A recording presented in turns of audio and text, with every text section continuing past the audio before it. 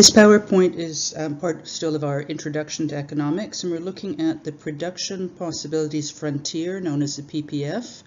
You also may see it as the Production Possibility Curve, or PPC. And we're going to look at a very simple economic model with a country producing only two goods, and we'll say guns and roses.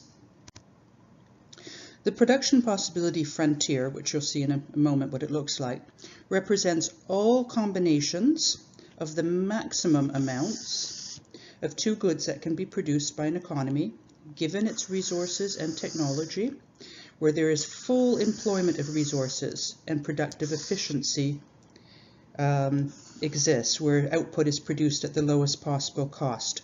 So what I like to say is that you are using all available resources, all of the the capital, entrepreneurship, land and labor. So you're using everything that's available and you're using all of it efficiently. So this is what the production possibility frontier looks like. It's downward sloping. We make sure that we label the axes, so in this case guns and roses. If the goods are not described, you might just call it good A and good B, or you might call it capital goods, which is like machinery and tools, and consumer goods, but here we'll call it guns and roses. So here we go, the production possibility frontier you may see. This is what we use, but some textbooks refer to the production possibility curve. So if a country were using all of its resources efficiently, it can produce anywhere along its PPF. So for example, it could produce at point A, where it would make 16 guns and 0 roses. Or, and please, this is not and, you have to choose a point along the curve, or it could produce at point B, where it's producing 14 guns and 7 roses. So you read point C off first and write it down. Maybe pause the video. See, do point C and point D, pause the video and come back and see if you get the same answer. So at point C we've got 6 guns and 13 roses. And point D we have 0 guns and 14 roses. So I do want to emphasize this is either or. So for instance, if you decided to produce all guns, the 16 guns, you would produce 0 roses. If you decided to produce the 14 roses, you would have 0 guns. You cannot have the 16 guns and 14 roses. It's an either or situation. So why would most countries not be operating along their PPF? Well, it's difficult to use all available resources.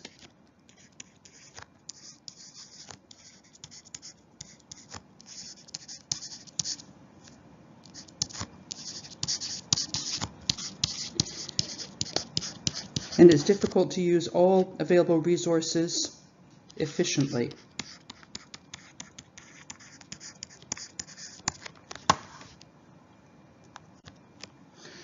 So show in the diagram points that represent actual output. So as we just discussed, chances are you are not operating on the PPF. Maybe you're probably somewhere inside the PPF. So point A could be here, or here, or here.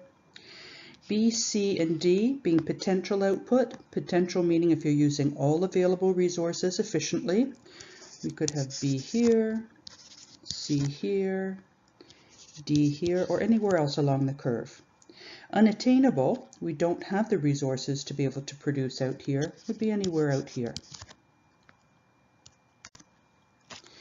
A PPF also illustrates opportunity cost. So remember, opportunity cost is the next best alternative foregone. And in the case of a PPF, if you want to produce more of one good, then you're going to have to give up some of the other good. So what happens when you move from point A to point B? So at point A, we have 16 guns, 0 roses. At point B, we have 14 guns and 7 roses. So in order to produce the 7 roses,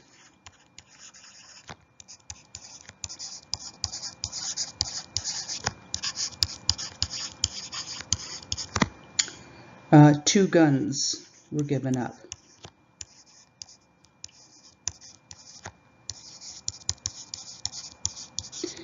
And as we move from point B to point C, let's use the proper terminology and refer to the opportunity cost.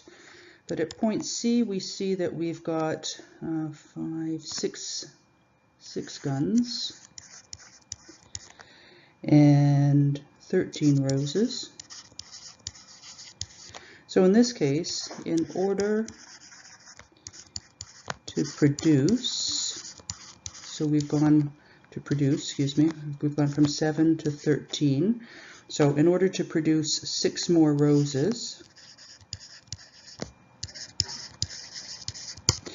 the opportunity cost, so what did we have to give up? Well, we went from, at point B we had 14 guns. And now we've gone down to 6, so the opportunity cost is 8 guns. That's what we had to give up.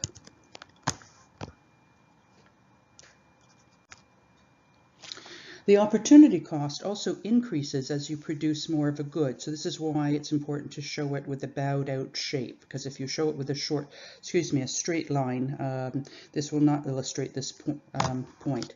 So let's look at the opportunity cost of producing 5 roses instead of 4. So when we're producing 4 roses,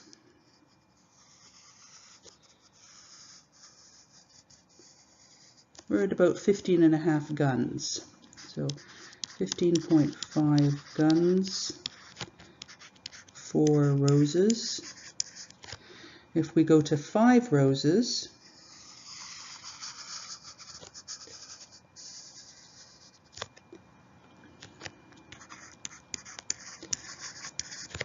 we're at 15 guns. So the opportunity cost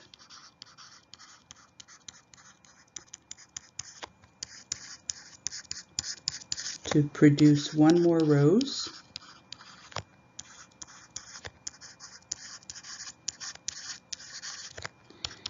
is half a gun. But let's look at the opportunity cost of producing 14 roses instead of 13. So at 14, let's look at 13 roses. So at 13 roses, 1, 2, 3, we have 6 guns. And at 14 roses, we have 0 guns. So the opportunity cost of producing 1 more rose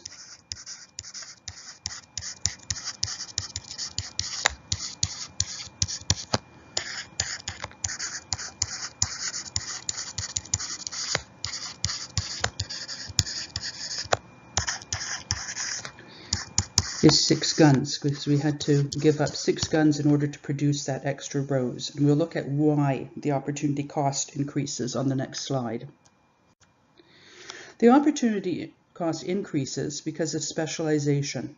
So let's think for a moment. When you've got your workforce split between those making guns and those making roses, you will dedicate your best workers for guns to the gun manufacturing and your best workers for roses to the rose manufacturing. Also the same thing with the equipment, the capital, and so on. What's best suited to each will be at first allocated to production of those if you're producing both. As you produce more and more roses, you're going to have to start taking away from those who specialize in guns who may not be that good in producing roses. But at first you'll take the very best of the worst. In other words, at least someone who's at least planted something and has some sense of horticulture, and you will transfer them into the rose production. But as you keep taking another worker and more of the machinery and so on, it'll be less specialized for rose production and having been more specialized in gun production. And so your opportunity cost is going to get greater. It's because your efficiency has dropped. And it has become, a higher opportunity cost to produce the roses because it's getting harder and harder to get that production. So I'll let you read this slide.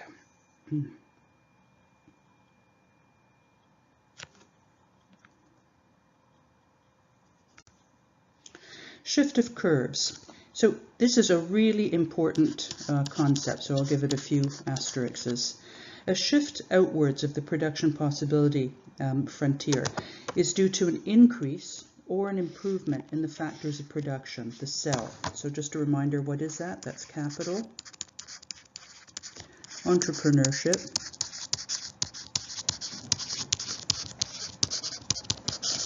land, which is natural resources, and labor.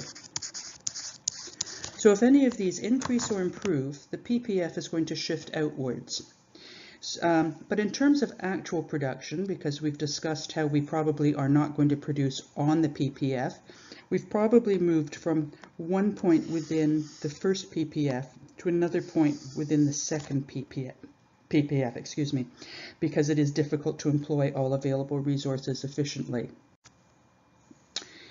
So what could be an example of increase in labor? Well, you could have immigration, and so you have more people able to work. You could have an increase in the birth rates, although it'll take a while for them to grow up, or you had an increase in the birth rate several years ago and now those people are coming of working age. An improvement of labor. Well, a big one is education and training.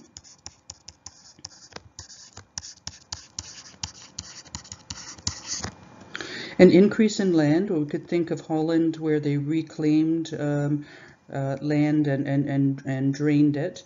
You could also think, though, of a new mineral discovery. So you're opening up new mines and you're mining more of that particular mineral or metal, and so you now have more natural resources, hence more land. An improvement of land could be better fertilizer. So you're getting more yield from the land, or it could be building upwards in terms of skyscrapers and getting more efficient use of your land.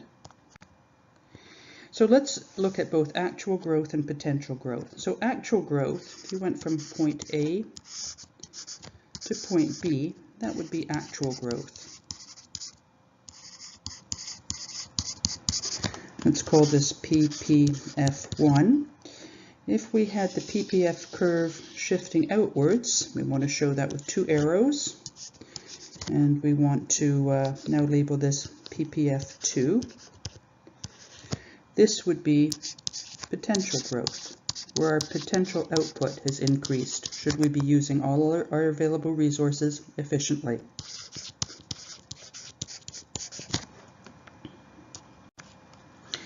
Economic growth and economic development. These terms will be used throughout the two-year program. Economic growth is really where we are producing more. So there's a change in a country's national output or gross domestic product, GDP.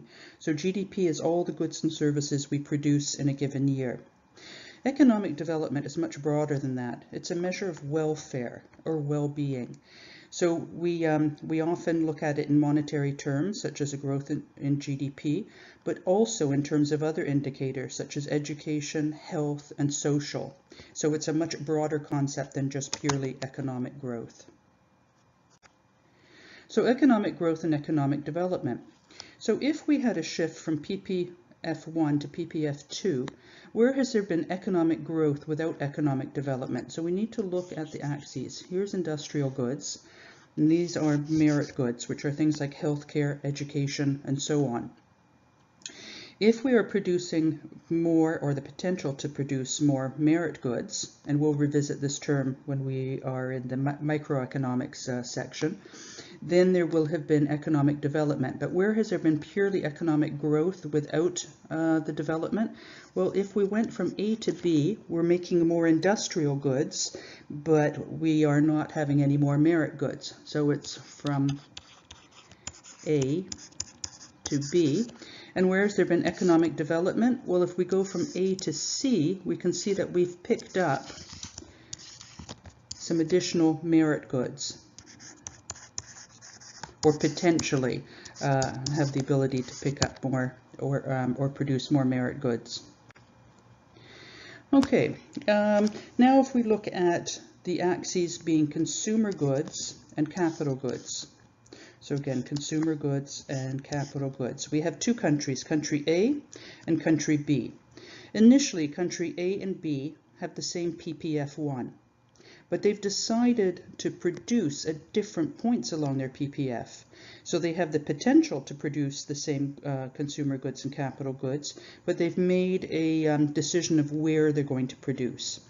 Now, if we look at country A, they've decided to produce more consumer goods and fewer capital goods. If we look at country B, they're producing more capital goods and fewer consumer goods. And economies may have to make this decision. Are they going to focus on making a lot of goods for their consumers, or are they going to focus on having capital which can then be used the following year to expand their production possibilities frontier? Because remember, capital is one of the factors of production of capital, entrepreneurship, land, and labor. And if we increase or improve any of those, we will increase the PPF. So with more capital having been produced in year 1, in year 2, we have a greater PPF. So here are some testers. Let's look at how we'd illustrate each of the following events by the use of a PPF model. So let's label this PPF1. Okay, so a violent conflict destroys a portion of a country's factories, machines, and road systems. So what I suggest you do as we move through this is pause the video, see where you think you would answer it and what would cause it, and then compare it to the answer that comes up on the screen. So this is going to shift the PPF inwards, so we need to show it with the arrows. So here's PPF2, and now we have capital. Excuse me. So we have less capital. A nationwide public health campaign improves the general level of health of the population. Again, labeling this PPF1. Now we're going to have an outward shift, PPF2, and I would argue that we have an increase and improvement in labor. Again, one of the factors of production. The reason there's an increase is that you have more people working and not being taken out of the workforce by being ill.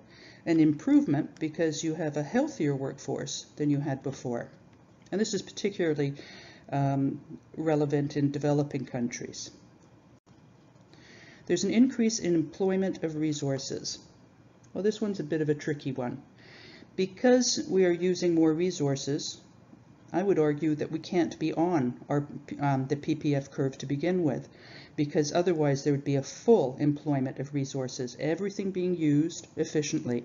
So I would argue that we've probably gone from A to B, or from A maybe even onto the curve at B, either of these.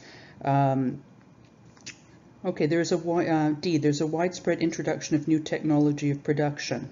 So again, we'll call this PPF1. And technology, we will assume, means that we can produce more, or we wouldn't embrace the technology. And here, really just the reason is new technology. We could think of technology really as almost being a type of capital.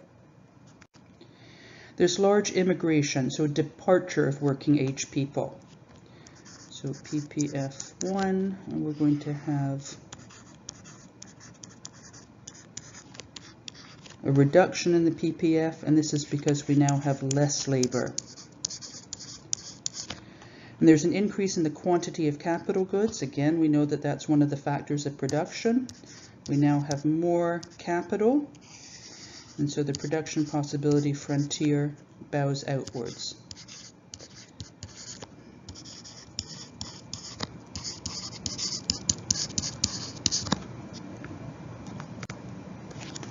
There's an improvement in the level of education and skills of workers.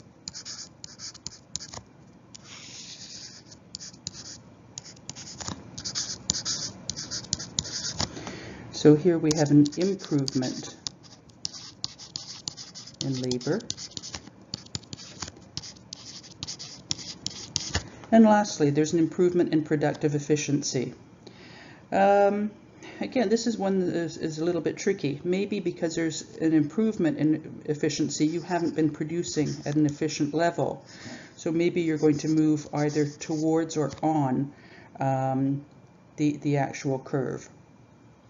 But we don't have enough information. If the productive efficiency is because of new and better technology, then the PPF would have also increased. So I would say not enough information in this case. Thank you.